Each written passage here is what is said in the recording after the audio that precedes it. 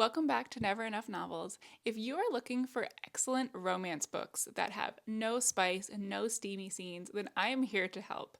I have 8 authors to share with you today and a book recommendation from each that generally do not include any spice in their books. These are authors that I just overall adore anyway, so I read books with lots of spice, with a little bit of spice, but I wanted to make sure that I was picking out books that you will absolutely love, that are well written, full of banter, have a lot of great romantic moments, just without any of the steamy scenes. The general definition of no spice books are anything that doesn't go beyond kissing on the page. So they might reference something happening or kind of like a fade to black situation, but you're not going to get any explicit scenes in these books. They're known by all different sorts of names. I've heard closed door romance, clean romance, or just general no spice or low steam romance books. But however you refer to them, my general definition for making this list is that it doesn't go beyond kissing on the page. So hopefully you'll find some new to you options in this book list. Make sure you hit like on this video and subscribe to see even more book recommendations from me in the future. I'm also going to put all of the links to these books down below so you can grab them from Amazon or Target if you're interested and help support this channel at no extra cost to you. I'm kicking off this list with a book by Melissa Ferguson, and it's one of my all-time favorites of hers, and it's called Meet Me in the Margins.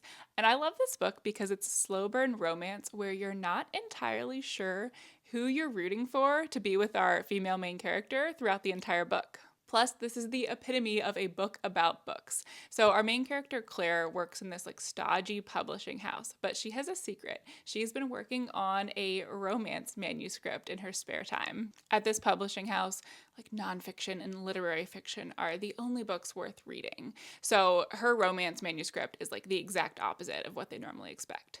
So after a mishap one day, she ends up hiding her manuscript in this kind of secret room at work, hoping that no one will find it until she can get it safely back home. But when she comes back to pick it up, she finds out that this mysterious editor has written notes all through the pages of her book. She's obviously incredibly offended at first, but as she reads through the notes, she realizes they're actually kind of helpful. So she ends up writing some things back, and this kicks off this back and forth exchange entirely through notes on her manuscript that is becoming more and more personal over time. And she can't deny that she is incredibly intrigued about the author of these notes and wants to know more about who it is. However, at the same time that all of this is going on, she is also getting to know William, who is the new head of this publishing house. And as she spends more time with him, too, she can't deny that he's not as horrible as she initially thought from her first impression. The tension here between her growing feelings for William, but also the pull of this mystery editor, and we don't know who that is what kept me hooked on this book.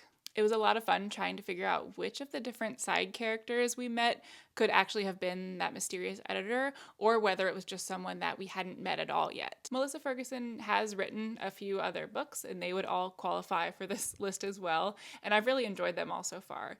Plus, she's actually a really fun follow on Instagram because she lives in this really cool farmhouse with her kids and just shares a lot about her life. So if you're interested in that, I highly recommend giving her a follow. Her handle is at Our Friendly Farmhouse, and make sure you check out her books.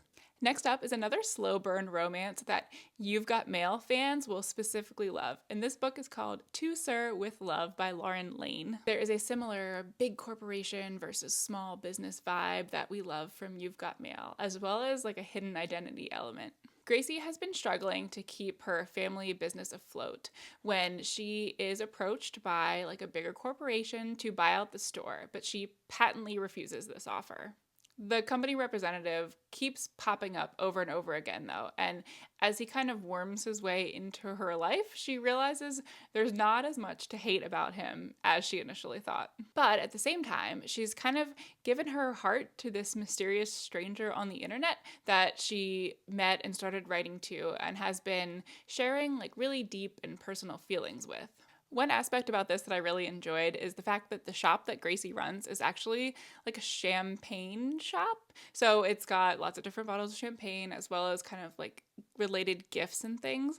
And I just thought that was like a really unique concept. I loved seeing her take her father's dream and like what he had built this store into and making it her own and trying to find ways to make it successful nowadays. The lives of small business owners are just unimaginably difficult. And it was really neat to see the behind the scenes aspects of all that. I also want to point out that this author, Layne, writes books with a variety of different spice levels. So she actually has a really helpful like spice guide on her website, and I'll put the link to that down below as well. So you can see exactly which books of hers meet different spice levels, whether they're completely like closed door, no spice like this one, to like some like 1 or 2 spicy scenes, to more of like an open door typical romance. Next up is an author that I would probably put in my top 5 authors of all time, and that is Sarah Adams. I have been following her career since like her first published book, and I just absolutely adore everything that she writes. The Cheat Sheet by her is my absolute favorite of hers, so I'm really excited to share this one specifically with you today. Bree and Nathan are our 2 main characters, and they live insanely different lives. He is the quarterback of an NFL team, while she's the owner of a dance studio that is barely getting by. However, their friendship is rock solid. They have been friends for years and are everything to each other. Except the fact that they are both hiding the fact that they are secretly in love with each other. They've been friends for ages, and neither of them is willing to risk like how wonderful this friendship is by actually confessing their feelings for each other and possibly screwing it up. However, when a publicity opportunity arises that will give them the chance to fake date, they both agree in the hopes that somehow through this experience they might actually be able to confess their true feelings. I adore this one because it's as funny as it is romantic. I mean, Bree and Nathan themselves just have great banter and are hilarious together. But when you also throw in Nathan's NFL teammates, you have all the hilarity of like a classic rom-com. And the title, The Cheat Sheet, specifically comes into play when Nathan's teammates are trying to come up with different ways that he can show Bree like how much he loves her. So they have this list of ideas of like ways to express your love that are just like classic guy stuff and absolutely ridiculous to like the most heartfelt sweet things you've ever seen. So like that scene in particular is one that I adore. I've reread this book many times because I just can't get enough of it.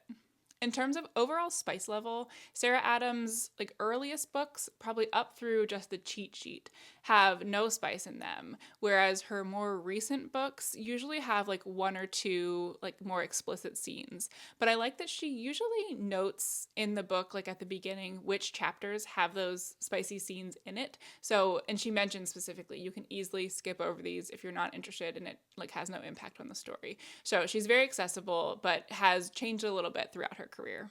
Next up is The Bodyguard by Katherine Center. In this one, when a female personal protection agent is assigned to be the bodyguard of a famous celebrity, the last thing she expects as part of this assignment is to be hired as his fake girlfriend. After her mother's death and a really rough breakup, Hannah is ready to just get this assignment over with and get back to her crazy, hectic travel schedule that she loves. Jack is our celebrity, and he is forced to hire Hannah because of a escalating stalker situation. But he doesn't want his family to know kind of everything that's going on or how much danger he's in. So that's why he wants Hannah to play his girlfriend when he heads home to his family's ranch. But while they're there, playing romantic partners forces them to spend all sorts of time together, and they actually end up having a lot of like meaningful conversations and start to get to know each other really well. Hannah has always used work as an escape and kind of valued travel and like the high stakes above everything else. But as she's spending more time with Jack and his family, her priorities start to shift. One of the reasons I love this book is that a female gets to be kind of that strong, silent type. And it was really fun to watch her soften to the more like traditional values that Jack held. That gender swap from the typical like male bodyguard role was really refreshing. Katherine Center is kind of a unique writer on this list because her books generally blur the line between general fiction and romance. So there always is some sort of romantic interest, but she focuses a lot on other topics and other types of relationships as well. I like that they have a little bit more depth than just a typical cute, fluffy romance. And you can pick up any of her books and know that there is no spice involved. In a shocking twist, my next book recommendation is actually a hockey romance, which honestly, until this book, I didn't know any hockey romances existed that weren't full of spicy scenes. Thankfully, this is a great option and one that I absolutely enjoyed. It's also part of a series. Right now, there's 2 books, maybe a third one coming out soon. So if you like this one, you can keep going with the next book in the series, and it is just as good. The book is called My Phony Valentine by Courtney Walsh, and it stars a small town chef who becomes the girlfriend of a famous hockey player after a chance encounter at a cafe. The unique thing about these Holidays with Heart book series is that they take place during holidays that aren't Christmas. So like this one, My Phony Valentine, takes place during Valentine's Day, and the second one, which is called My Lucky Charm, is kind of around St. Patrick's Day. So I just really like the chance to read something that focuses a little bit on a different holiday than just Christmas. So Poppy is our chef who lives in a small town, and she spends her days agonizing over her failing restaurant, worrying about a mountain of debt, and dealing with a broken heart. One morning, she literally bumps into a man at her local cafe and ends up claiming that he is her boyfriend to avoid a run-in with her high school bully. As it turns out, he is the nearby NHL team's most renowned bad boy, Dallas Burke. He actually goes along with her little scheme, and it ends up turning into something far more serious than either of them expected. See, Dallas's agent sees an opportunity here to kind of clean up his bad boy reputation, and his agent thinks it will look really good if Dallas starts dating this cute small town chef. Meanwhile, on her side, Poppy gets the business end of this agreement and could desperately use some money to help her flailing restaurant. Over time, as these two go on dates and spend time together, they actually start to get to know each other, and a friendship develops, which then turns into something romantic. And when you throw in a meddling grandmother and all of the quirks of small town life, you end up with this really charming romance. Like I said, I loved this one, and I also loved the second book in the series just as much. And Courtney Walsh has a pretty big backlist of books as well, so I'm kind of working my way through all of the books that she's written previously and just really enjoying everything that she's written so far. Speaking of holidays, the next book on my list is called 8 Perfect Hours by Leah Louise, and this one looks like a Christmas romance because it's got a snow globe on the cover, but it's actually a unique book that takes place over the course of an entire year. Noelle gets stranded on a highway during a blizzard and ends up spending hours and hours in the car with a stranger just to pass the time. Then over the course of the next year, they kind of flit in and out of each other's lives in the most unexpected of ways.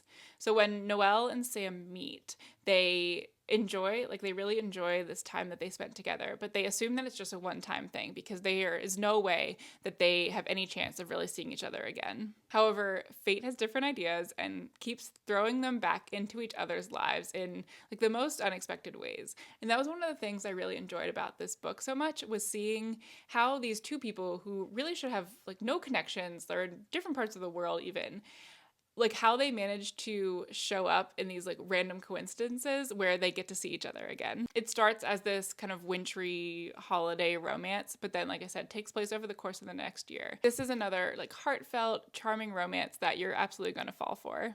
Next on my list is Jenny Colgan, and she is an author that I feel like I've been reading since maybe high school.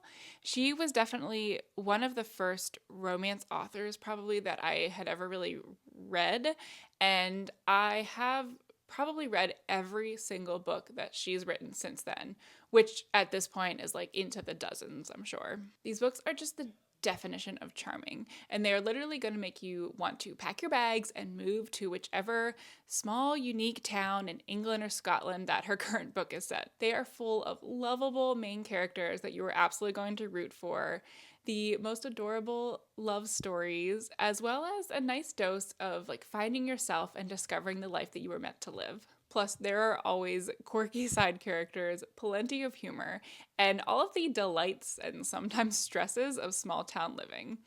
I honestly couldn't even pick a single book from her catalog to recommend because they are all wonderful in their own way, and you can literally pick up any of them and get the same cozy, charming vibes. She does tend to write in little like series, so a lot of her books will end up being part of like 3 or 4 book series that follow the same general characters or like take place in the same town. So if you are looking to pick up a book of hers, just make sure that you pick up the first one in the series.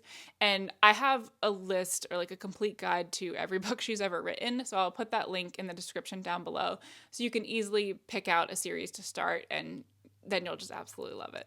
All of her books meet the no spice requirement. These are just like the definition of like cozy, charming, sweet reads. And the last book on my list is called The 7-Year Slip by Ashley Poston. I was actually kind of surprised by how much I loved this romance with just a bit of a magical twist. It got rave reviews in the book community when it came out, so I had high expectations going in, but it absolutely delivered. The magical realism aspect takes place in the form of like a time slip, and it was handled so well and so well written that it made it really believable and didn't detract from the romance at all. Clementine is a very relatable main character. She is currently working far too hard as a publicist and also at the same time grieving her great aunt.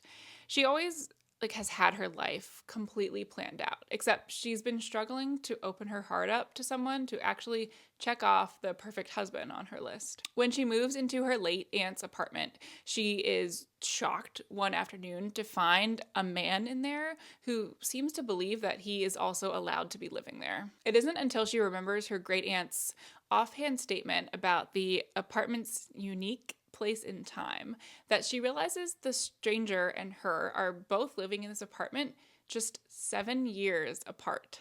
The apartment seems to know something that she doesn't, that this scruffy and scrumptious man who is training to be a chef might actually be the perfect person for her now. These two slip in and out of each other's lives during the summer that they're both living there, but eventually come to the unfortunate realization that he is a very different person when she meets him in her own time. So eventually she does meet him outside of the apartment, and she realizes that he has changed drastically from the person that she got to know when he was living there 7 years ago. I loved, though, how both of them are dealing with serious issues. Like, she's grieving her aunt and kind of struggling to figure out her life, and he has some other things going on that have changed him as a person. But they both really learn to rely on each other and work through these issues together. As far as the spice level, in this one, a few kissing scenes are described, and there's a reference to more happening, but it always fades to black, so there is nothing explicit in this one.